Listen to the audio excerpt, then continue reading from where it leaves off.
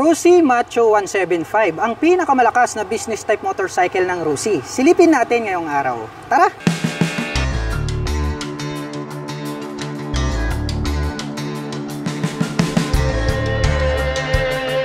Rusi Macho 175. Ito po yung kanilang top of the line. Pagdating po rito po sa kanilang mga pantra motorcycle or business type motorcycle. Ito pong kanyang main headlight is box type po ito. At makikita natin na gumagamit po ito ng bulb type para po rito sa kanyang high beam and low beam. At naka-pop up naman po ito pong kanyang mga malalaki na bulb type na turn signals. More visible yan kapag kayo po ay tatawid sa kanan at kaliwa dahil nga po napakalalaki nito pong kanyang mga turn signals. At meron naman po itong little visor na black color. At may nakalagay naman po rito na mga decal na combination ng white, black, and then blue. At may nakalagay po rito na macho. At dito po sa bandang ibaba, nagkaroon po siya ng extension cover dito at meron po siyang 4 na butas. At very attractive naman po ito, agaw pansin. Ito pong kanyang badge na chrome color na Rusi. Dito po sa bandang gitna. At bukod dyan, meron pa po siyang added light reflector dito na 2 bilog. At ito po pala ay gumagamit ng telescopic fork para po rito sa kanyang front suspension. Gray color po ito. Napansin ko lang naka-intact po ito pong Rusi pagdating po rito sa 175. Pero yung 150 at 125 is decals po yung ating makikita.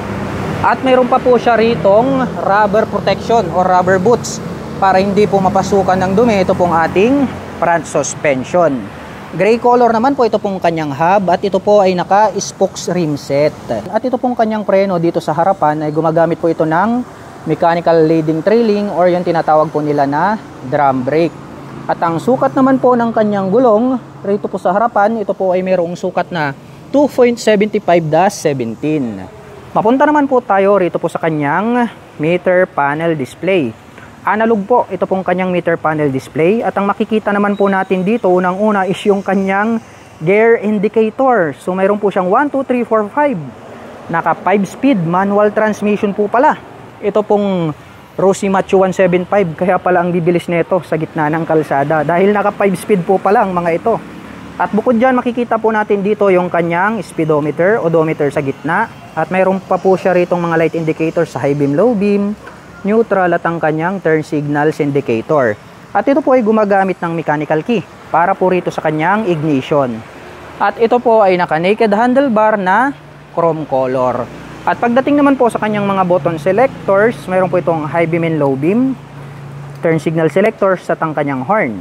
Habang dito naman po sa kabila, mayroon po itong on and off para po dito sa kanyang headlight, may hazard button at ang kanyang electric starter. Itim po ang kulay nito pong kanyang mga handle grip at black color din po ito pong kanyang clutch lever at ito pong kanyang front brake lever. At ito pong kanyang fuel tank, blue color po ito na glossy. At may makikita naman po tayo rito na Rusi in yellow color na napakalaki na decal. Combination with black, white, and then gray. Ito pong kanyang tip is stainless steel po siya. Unlike po dun sa dalawa na 150 at 125 na plastic po yung kanilang ginagamit. So mas high-end po kasi ito at top of the line. At ito po ay mayroong fuel tank capacity na 9 liters. At mayroon naman po itong fuel consumption na 35 km per liter. Ngayon naman po ay susubukan nating sakyan ang Rusi Macho 175 para may pakita ko po sa inyo kung gaano nga ba ito kataas. Para po sa mga magtatanong, ang aking height is 5'6". Makikita nyo naman, lapat po yung ating mga paa. Kaya masasabi ko na more comfortable po ito para po sa mga tulad ko na 5'6" in height. At napansin ko lang po ito pong kanyang engine is matte brown color po pala siya at may naka-intact naman po rito sa gitna na Rusi logo. At ito po ay mayroong 5-speed manual transmission at nakita nga po natin dito sa bandang itaas ito pong kanyang gear indicator. Patunay lang po na ito po ay naka 5-speed manual transmission. Metal po na tubular ito pong kanyang center stand at side stand. At ito pong kanyang mga pillion step para sa ating rider at back rider ay metal po ang mga yan at nagkaroon naman po sila ng rubber cover on top. Metal din naman po na tubular ito pong kanyang swing arm at ang nakalagay naman rito na decals is RFI pero hindi po ito naka fuel injection. So mayroon lang po silang mga nilalagay dyan na mga decals. At itim naman po ang kulay nito pong kanyang chain protector. At napansin ko lang ito po palang kanilang Rusi Macho 175 Ito pong kanyang rear suspension ay 4 na po pala. Ito pong naka-installed na kanyang rear suspension. Ayan o, dalawa sa kabila, dalawa rin po rito sa kanan. Kaya kung ito po ay inyong gagamitin na pang business, no, maglalagay na lang po kayo ng sidecar dito. Hindi nyo na po kailangang magdagdag ng rear suspension dahil 4 na po ito pong kasama.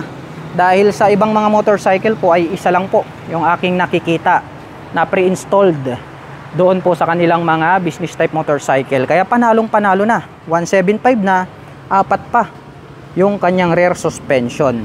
At kung halimbawa naman po na ito pong motorsiklo na ito ay gagawin nyo na pang daily service, pwedeng-pwede. Bawasan nyo lang po ng isa yung kanyang rear suspension para mas maging malambot at maganda yung kanyang magiging bounce. Mapunta naman po tayo rito po sa kanyang taillight. Ito pong kanyang taillight is box type din po siya. And then makikita natin na bulb type po yung kanyang ginagamit. At naka-pop up naman po na malalaki. Ito pong kanyang mga bulb type na turn signals. At stainless steel po, kung di ako nagkakamali, ito pong kanyang rear fender. At ito na rin po yung kanyang nagsisilbing plate holder. Nagkaroon pa po siya rito ng extension na hat or sombrero na black color na plastic. At ito naman pong kanyang upuan, malapad po ito. Ayan o, makapal. Medyo may katigasan ito pong kanyang upuan. Pero ang kagandahan niyan, napakakapal. Mayroon po siyang belt dito sa gitna. At yung pagkakatahi naman po is matibay. Nagkaroon pa yan ng lining na brace dito na chrome color na metal. At ito po ay nakadesign of course pang dalawahan. Ito pong business type motorcycle na to. Pero kung halimbawa naman nagitgitan talagang maraming pasahero, no? Pwede po kayong magsakay rito ng dalawa. So 3. Kasama na po yung driver. Pero bawal po yun ha. Kasi nga po according to LTO ay 2 lang po yung kailangang sumakay rito po sa motorsiklo na ito. Kaya kung gusto nyong magsakay ng 2 pasahero, 3 na kayo, eh bawal po yun. Pero sa mga probinsya ay ginagawa po nila yan. Kasi nga po, syempre sayang din yung kanilang mga biyahe lalo na pag malayo. Pero hindi natin sila tinotolerate. Kumbaga, binibigyan lang natin sila ng consideration. So ulitin lang natin, nakadesign po ito para po sa dalawahan. Isang driver and then isang passenger, backride or pasahero kapag gagawing business type motorcycle o di kaya pang service. Mapunta naman po tayo rito sa kanyang rear braking system. Ito po pala ay gumagamit ng drum brake. So naka drum brake po rito sa likuran, naka drum brake din po sa harapan. At gray color naman po ito pong kanyang hub. At ito po ay naka spokes rim set. At ang sukat naman po ng kanyang gulong rito po sa likuran, ito po ay mayroong sukat na 3x17. At ito po ay naka semi dual purpose pattern tires. At ito pong kanyang pipe, mahaba po ito na black color. At chrome color naman po ito pong kanyang head protection guard. At mayroon naman po itong single exhaust. At ito pong kanilang Rossi Macho 175, ang kagandahan po nito ay mayroon po itong kick starter. At bukod dyan, mayroon din po itong electric starter.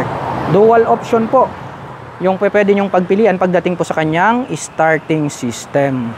At chrome color naman po na metal, ito pong kanyang foot brake. At ang presyo po ng Rossi Macho TC175 ay nagkakahalaga po ito ng 50,000 sa cash. At kung gusto mo naman pong kumuha ng hulugan ay naka 0 down payment po ito. Ngunit ang kailangan nyo pong ibigay ay ang kanyang first monthly installment.